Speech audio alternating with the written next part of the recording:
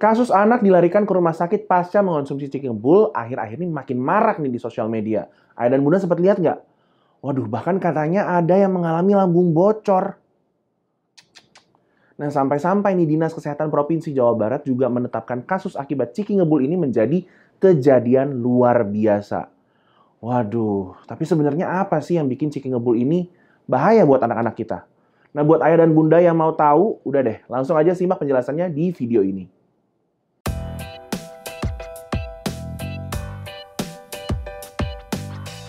Halo, saya Dr. Abi dan selamat datang kembali di channel YouTube Halo Dokter. Buat ayah dan bunda yang belum tahu nih, saya jelasin dulu apa sih ciki ngebul itu. Oke, jadi ciki ngebul adalah suatu jenis jajanan yang terbuat dari semacam crackers yang kemudian dikasih topping yang menarik gitu. Bentuknya adalah kayak kental manis, kemudian meses warna-warni. Tapi yang menariknya, jajanan ini kemudian disiram dengan liquid nitrogen alias nitrogen cair.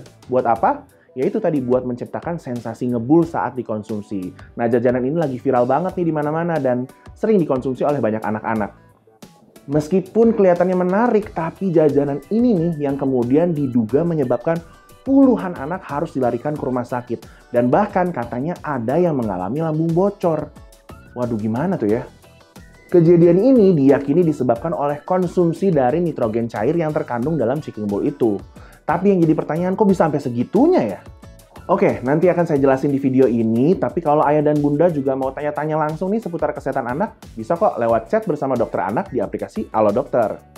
Gak cuma chatting doang, kalau dinilai perlu dokternya juga bisa meresepkan obat yang bisa ditebus langsung di Halo Shop dan dikirim ke rumah dalam kurang dari 1 jam.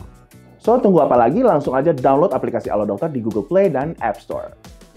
Lanjut ke pembahasan, nah sebelum kita bahas apa yang menyebabkan terjadinya lambung bocor dan segala macam yang bikin anak-anak itu masuk rumah sakit, kita jelasin dulu soal ciki ngebul ini. Nah, pada suhu ruangan, nitrogen itu biasanya berbentuk gas yang nggak berbau dan juga nggak berwarna. Tapi yang menarik, nitrogen ini memiliki titik lebur yang berada dalam suhu yang sangat rendah, yakni di sekitar minus 195 derajat Celcius.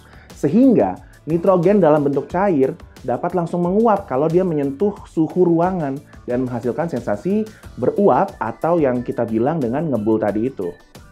Nah, suhu nitrogen cair yang sangat rendah tadi itu bisa juga nih buat ngebekuin benda-benda dalam suhu ruangan dengan sangat cepat.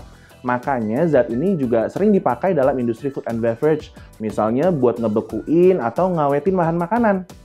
Nitrogen sendiri sebenarnya bukanlah suatu zat yang beracun, sehingga cenderung aman untuk membantu proses makanan. Cenderung aman kenapa ya? Ya karena kalau kita nggak tahu cara makainya, ya jadinya berbahaya. Contohnya nih yang membuat nitrogen cair dalam makanan ini menjadi berbahaya adalah ketika nitrogen cair yang digunakan tidak seluruhnya menguap saat dituangkan ke makanan. Dan akhirnya justru masuk ke dalam tubuh dalam bentuk cair. Akibatnya apa? Akibatnya nitrogen cair yang suhunya sangat rendah tadi itu bisa menyentuh permukaan saluran cerna dan menyebabkan frostbite alias luka beku. Nah, yang ayah dan bunda perlu tahu bahwa frostbite alias luka beku tadi itu bisa bikin perlukaan pada saluran cernanya. Nah, luka ini juga bisa menyebabkan robekan sehingga muncul lubang yang kemungkinan terjadi pada kasus lambung bocor yang tadi itu. Aduh, miris juga dengernya ya ayah dan bunda ya. Apa yang tadinya kita pikir cuma buat ya nyenengin anak, ternyata bisa juga berbahaya buat anak. Makanya kita perlu lebih hati-hati nih. Terus ada yang bilang juga kalau ciki ngebul ini bikin keracunan kayak yang di media-media gitu ya. Headline-nya kan biasanya tulisannya ciki ngebul menyebabkan keracunan gitu. Nah, ini saya mau lurusin ya, sebenarnya kurang tepat juga sih. Nah, padanan kata yang lebih sesuai mungkin adalah beresiko menyebabkan cedera atau luka khususnya pada saluran cerna si kecil. Oke, jadi kesimpulannya kasus ini benar-benar perlu kita jadikan pembelajaran bersama nih ayah dan bunda. Buat para pelaku industri food and beverage juga sebaiknya mempertimbangkan kembali penggunaan nitrogen cair, apalagi kalau memang tenaga kerjanya belum berpengalaman menggunakan zat tersebut. Jadi jangan tuh sampai kita cuma mikirin gimmick atau gimana caranya bikin menarik jualan aja tanpa memperhatikan keselamatan para konsumen juga. Karena cara-cara yang kayak gini itu memang ya bikin banyak orang tertarik dan ingin mencoba. Tapi kalau misalkan kita melakukannya sembarangan, waduh, dampaknya bener-bener bisa berabe. Terus buat para orang tua nih, ayo deh kita lebih waspada dan perhatikan betul apakah makanan yang dikonsumsi anak-anak kita itu udah bener-bener aman apa belum.